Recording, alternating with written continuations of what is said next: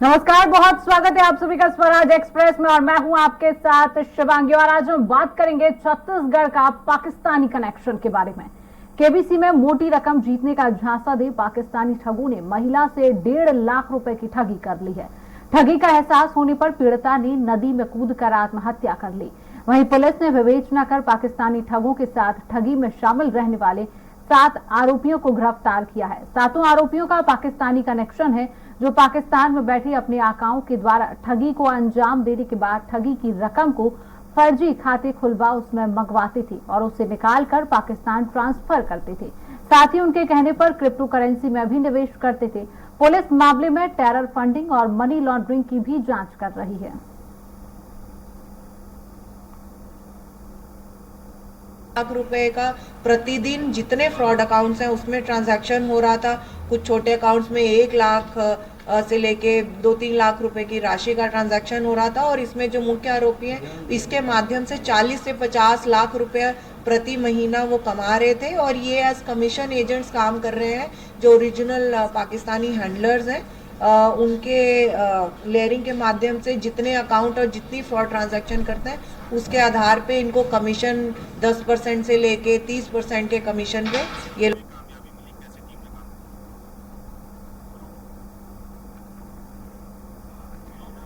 जी हमारे साथ अंबिकापुर से एसपी भावना गुप्ता जी जुड़ चुकी। भावना जी, बहुत स्वागत है आपका स्वराज एक्सप्रेस में। भावना जी, आपने एक बड़ा खुलासा किया है पाकिस्तानी कनेक्शन का, आपको कैसे इसमें कामयाबी मिली? भावना जी। जी, ये एक कंप्लेंट सीतापुर थाने के अंतर्गत ये शिकायत हुई थी, जिसमें एक महिला ने आत्महत्या की थी और जांच के दौरान ये सामने आया कि उनके द्वारा जो है वो ठगी का शिकार हो रही थी लगातार। तो धारा 306, 420 एवं आईटी एक्ट की धाराओं के तहत उसमें अपराध पंजीबद्ध किया गया था। और उसमें इनिशियली जो लिंक्स थे वो हमें पूर्णिया बिहार से मिल रहे थे, जहाँ पे सारे फ्रॉड अकाउंट्स में ट्रांजैक्शंस हुई थी। वहीं से 7 लोगों की गिरफ्तारी की गई इस मामले में और उनकी पूछताछ से फर्दर सामने आया कि जो कॉलिंग ये कुछ पाकिस्तानी नंबर्स +92 के जो नंबर्स हैं उनके माध्यम से की जा रही थी और इसके ओरिजिनल जो सरगना है वो वहां से लोकेटेड है। तो ये 7 लोगों की इसमें गिरफ्तारी की गई है और फेक सिम कार्ड्स और अकाउंट्स और मोबाइल सेट्स ये सब बरामद किए गए हैं और इसमें अग्रिम विवेचना भी जारी है। भावना जी, ये पूरा गिरोह आखिर कैसे काम करता है? ये केबीसी में लॉटरी लगाने के नाम से ये गिरोह काम कर रहा है और होनहार जो भोले भाले ग्रामीण हैं उन लोगों को इस तरह से लुभावना देके इनिशियली कुछ अमाउंट का उनको प्रॉमिस करके उनके अकाउंट में कुछ राशि वापस भी आहरित करते हैं, जिससे कस्टमर को और विश्वास हो जाता है कि वाकई में उसकी लॉटरी लगी है। और के बाद अन्य अन्य सर्विस टैक्स के नाम से या ऐसे अन्य अन्य टैक्सेस के नाम से ये धीरे धीरे छोटे छोटे अमाउंट्स में उससे जो है कस्टमर से ठगी करते हैं, ठगी की राशि करते हैं। और इसमें ये काफी ऑर्गेनाइज्ड क्राइम के हिसाब से अभिकारित है, जिसमें बहुत सारे लोग इसमें कॉलिंग के लिए अलग अलग नंबर्स यूज किए जा रहे हैं। Almost like a call centre operate होता है। उसी के बाद में जैसे ही अमाउंट ठगी जाती है उसको बहुत सारे अनोनिमस अकाउंट्स में शिफ्ट करते हुए फाइनली वो पैसा जो है पार्क होता है या उसका एंड उसका जो है मतलब मल्टीपल अकाउंट्स के बाद में उसको कैश विड्रॉल किया जाता है या आईएमपीएस या अन्य ट्रांजैक्शंस के माध्यम से उसको भेजा जा रहा है। और जैसे इस केस में सामने आया था इवेंचुअली जो वो पैसा है वो कुछ पाकिस्तानी अकाउंट्स में क्रेडिट किया जा रहा है। तो ये अनोनिमिटी का पूरा यूज करते हुए, टेक्नोलॉजी का यूज करते हुए और आज के समय में जब केवाईसी नॉर्म्स ईज आउट हो गए हैं बैंक के, जिसमें अनोनिमिटी आपको बहुत इजीली मिलती है, उसको फायदा उठाते हुए ये पूरा गिरोह काम कर रहा है। भावना जी, कई बार हम देखते हैं कि मामले ट्रेस नहीं होते हैं, आखिर आपने ये मामला ट्रेस कैसे किया, हम जानना चाहेंगे। भावना जी। जी, जैसा कि मैंने कहा कि इनिशियली ये मर्ग जांच में लिया गया था और जब ये संगीन बात सामने आई कि जो महिला है वो लगभग 1.5 लाख रुपए की राशि उनसे ठगी गई थी और उससे मानसिक रूप से प्रताड़ित होकर उन्होंने आत्महत्या कर ली, तो इसकी गंभीरता को देखते हुए यहाँ पे हमारी साइबर विंग में एडिशनल एसपी और डीएसपी अखिलेश कौशिक के अंडर में लगभग 10 लोगों की टीम बनाई गई थी और वो वेरियस एंड्स पे काम कर रहे थे। इनिशियली हमने जो कॉलिंग नंबर्स हैं उनको ट्रैक करने की कोशिश की, बट मैनी ऑफ दैट वो इंटरनेशनल नंबर्स थे। फिर हमने उसमें जो अकाउंट्स जिसमें ट्रांजैक्शंस हो रही थी उसकी फोरेंसिक ऑडिटिंग के माध्यम से फाइनली इन तक हम पहुंच पाए।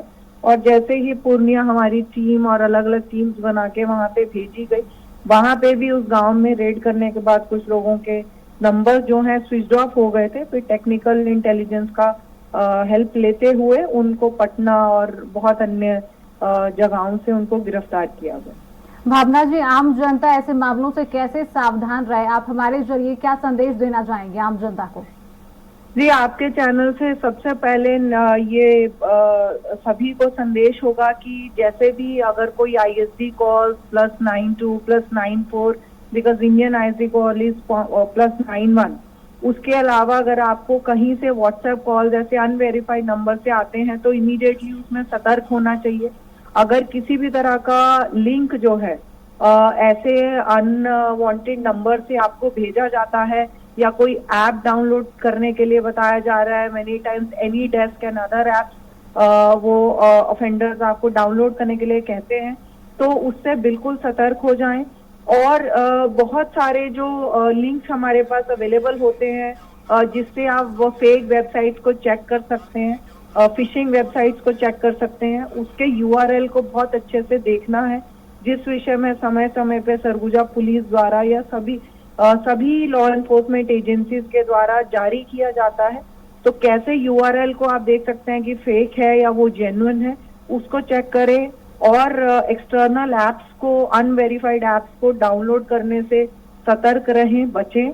और अगर कोई बैंक के नाम से या कोई आपका क्रेडिट कार्ड बंद हो गया इसके नाम से कोई आपसे कॉल्स आ रहे हैं IVRS नंबर से, उसमें भी ये हिदायत है कि आप कंसर्निंग बैंक जाके फिजिकली एक बार वेरीफाई किए बिना कोई भी अपने क्रीडेंशियल्स, OTP इत्यादि कभी भी CVV नंबर ये कभी शेयर ना करें। जी बिल्कुल।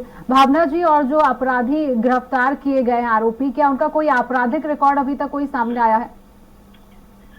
इस गैंग के कुछ मेंबर्स को हैदराबाद पुलिस ने गिरफ्तार किया है और क्योंकि इसमें अग्रिम हम साइकैप एक जो पोर्टल है उसके माध्यम से बाकी लॉ एनफोर्समेंट एजेंसी से भी इसमें जुड़ा जा रहा है that whether they have any criminal record, but कुछ मेंबर्स इसके अन्य पुलिस के द्वारा गिरफ्तार किए गए। भावना जी, हमारे साथ जुड़ने के लिए बहुत बहुत शुक्रिया और ये तमाम जानकारी हमारे दर्शकों तक पहुंचाने के लिए आपका बहुत बहुत शुक्रिया। और मैं भी अपने दर्शकों से आग्रह करूंगी कि ऐसे नंबरों से सावधान रहें, सतर्क रहें। तो सरगुजा का ये मामला आप तक पहुंचा रहे थे, जहां पर पुलिस ने इस पूरे मामले का पर्दाफाश किया है। पाकिस्तानी नंबरों से आप सावधान रहें। छत्तीसगढ़ का ये पाकिस्तानी कनेक्शन सामने आया है, जहां पर महिला से 1.5 लाख रुपए की ठगी का मामला सामने आया और जब महिला इस ठगी का शिकार हो गई तब उसने आत्महत्या जैसे कदम को अंजाम दिया। तो ये खबर सरगुजा से हम आप तक पहुंचा रहे हैं।